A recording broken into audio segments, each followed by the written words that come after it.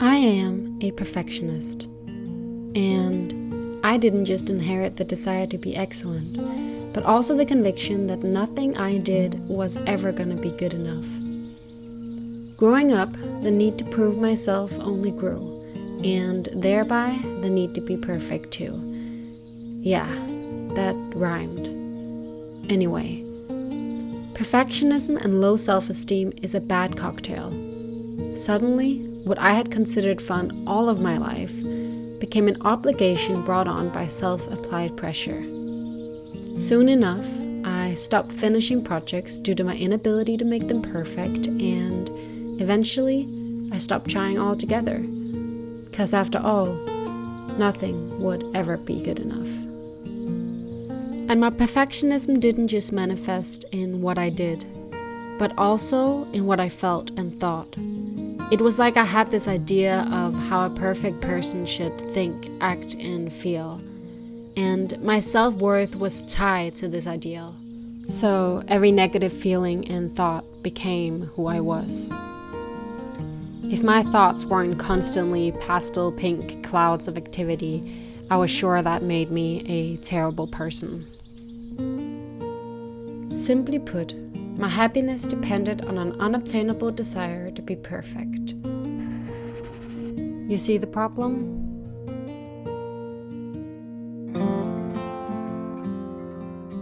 Now, perfectionism doesn't have to be a curse. It can enable you to do great things. However, if your own self-worth depends on your ability to be perfect, you're in for an unfulfilled life. Because you will never be perfect. Never. You're not meant to. After all, what would be the fun in that? A couple of years ago, I found myself so consumed with my failure to be perfect that I carried around constant feelings of shame and of guilt. And obviously, these feelings were great indicators that something was seriously wrong. Not so much with what I'd done or hadn't done, but with the way I perceived myself and my actions. And one day it hit me. I genuinely couldn't remember the last time I had simply enjoyed myself. Because every task I did was filled with regret for the ones I didn't do. Every positive thought only reminded me of all the negative ones I couldn't shake. And every smile told me of all the tears I wish I had never shed. I couldn't win, because truth be told, nothing would ever be good enough to me unless I believed that I was good enough. And I am. I really am. No accomplishment or lack thereof can change that. Only I can, with the way I choose to see myself in perfection. Because what is perfection? What is perfect to me might not be so to others. What seems like the perfect choice to me could be the wrong one to someone else. And most importantly, what is perfection to me today might not be so tomorrow. So truthfully, I've spent the majority of my life chasing stars, neglecting the fact that stars are constantly on the move, even if we don't notice. They don't stay put, and neither do our ideals. This is what I've come to realize. While perfection is impossible, imperfection is necessary. Because messing up, suffering the consequences, and changing your approach are all things that are crucial to shaping your character. It drives you to want to know better and to do better. It creates a life of adventure and of purpose.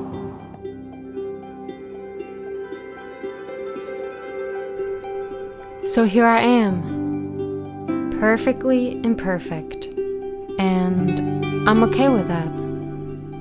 Or at least I'm trying to be. Yet another thing I am not perfect at. But I'm getting better. I'm learning to be okay with singing off key, missing a beat, losing my balance, and trying again. I'm choosing to let go of my expectations and to celebrate the small victories.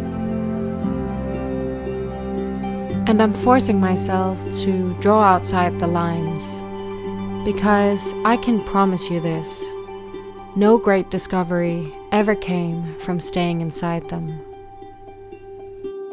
And I ask myself this on a regular basis. When was the last time you had fun? And if I can't remember, I know it's time for a change.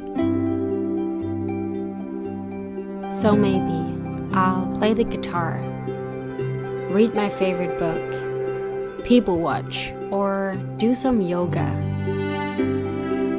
Maybe I'll wear socks and my sandals, catch the first train and go on an adventure, leaving my camera and ambitions at home for the day. Or maybe I'll do absolutely nothing and enjoy every minute of it. So this is my epiphany. I have the power to choose. I have spent so long complicating things that are really quite simple. If you're not happy with your life, mentally or physically, change it. After all, life is short, so why not keep it sweet?